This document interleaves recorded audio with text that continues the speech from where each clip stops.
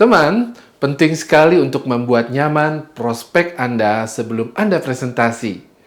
Itu adalah kunci agar presentasi Anda disimak, bukan cuma sekedar didengarkan. Lalu gimana caranya? Jangan kemana-mana, saya akan bahas tuntas di video ini.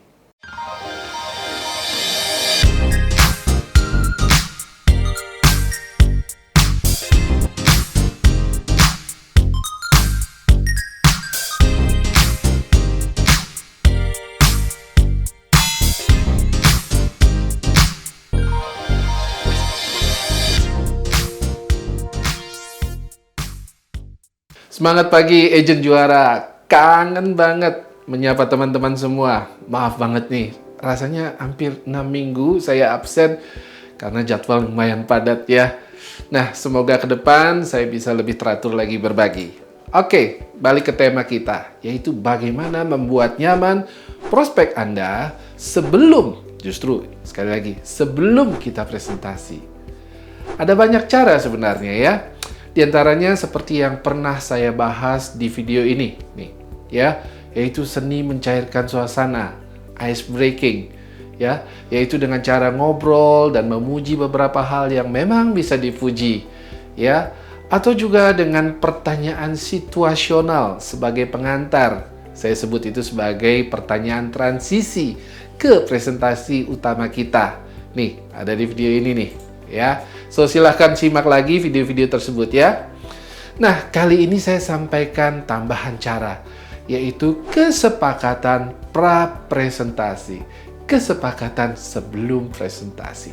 Ya, cara ini terutama lebih cocok untuk pertemuan yang secara virtual ya, melalui Zoom, Skype, Google Meet ya, Microsoft Teams dan lain-lain ya. Karena pada pertemuan virtual ini, kita tidak bisa melihat langsung ruangan mereka kan, sehingga kita agak sulit tuh mengambil objek tertentu untuk bisa kita puji dalam rangka mencairkan suasana.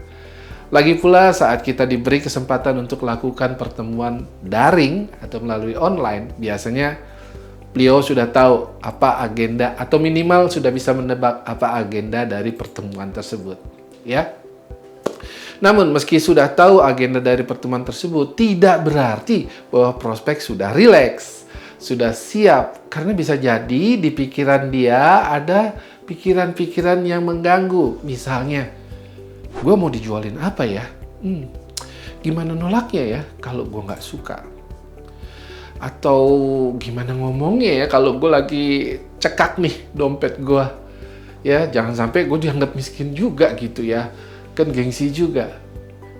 Jadi banyak berbagai pemikiran-pemikiran lainnya yang bisa menyebabkan dia nggak fokus sama presentasi kita, ya. So, agen harus paham bahwa yang terbebani itu bukan cuma agent tapi juga si prospek. Ya, mereka takut malu, takut menyesal mengambil keputusan yang salah, ya. Teman-teman, jangan khawatir ya, ini ada jurus ampuh untuk mengatasinya, yaitu dengan membuat kesepakatan dengan prospek sebelum presentasi. Ini terutama penting untuk dilakukan di saat pertama kali meeting, ya, bukan meeting kedua, ketiga. Ya, nah rumusnya apa? Gampang, tajir. Siapa sih yang nggak pengen tajir ya? Ini supaya Anda ingat ya. Tajir, T, pertama terima kasih pastinya, kemudian A, agenda pertemuan ini apa?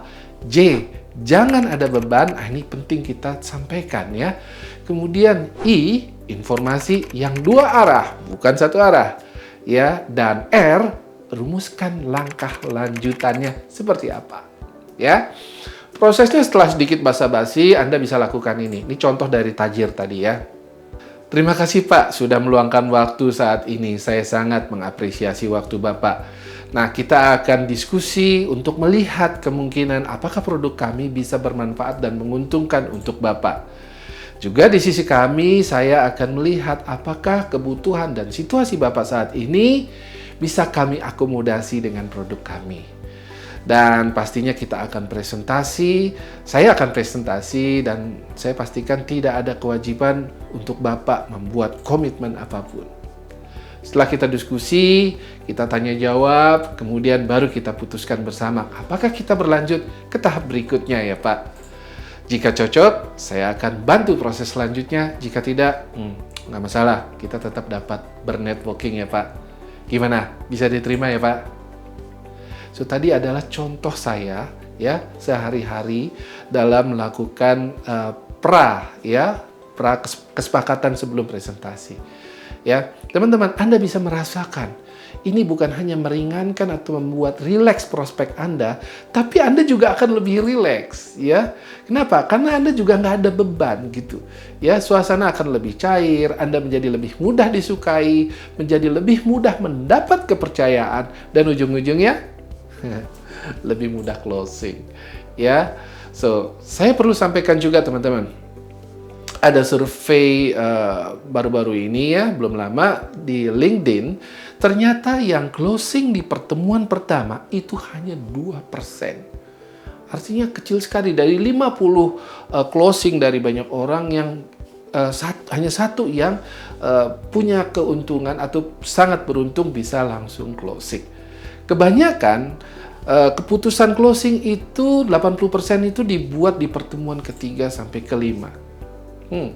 Kalau begitu, kenapa nggak kita pakai saja pertemuan pertama ini untuk tujuan penjajakan saja, ya, kualifikasi mereka, apakah prospek ini cocok atau tidak, ya. Dengan begitu, kegiatan prospecting Anda bisa lebih efektif, ya, dan tidak banyak mendapat PHP yang pastinya buang-buang waktu Anda, ya.